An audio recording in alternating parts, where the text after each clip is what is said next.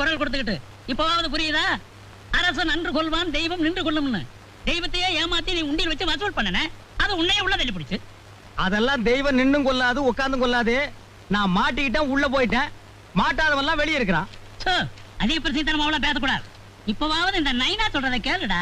சரி நைனா. நேரா முப்பாத்தம்மன் கோயிலுக்கு போ. சரி நைனா. இனிமேலாவது எனக்கு நல்ல புத்தியை கொடுக்கணும்னு அம்மன் கிட்ட வேண்டிக்கிட்டு சரி நைனா ஒரு தேங்காயை உடைச்சிட்டு வந்துரு.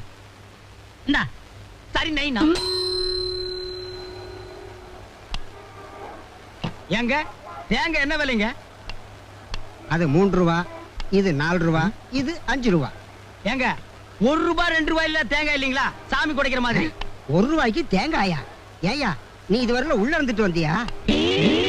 நான் உள்ள இருந்தது இவனுக்கு எப்படி தெரியும்? ஏங்க விலை தெரியாம விசாரிச்சுக்கிட்டு இருக்கியே. இப்ப எல்லாம் 1 ரூபாய்க்கு தேங்காய் 10 தான். அதெல்லாம் வசதியானவங்க உடைப்பாங்க. நீ பக்கத்துல வேண்டிக்க போய.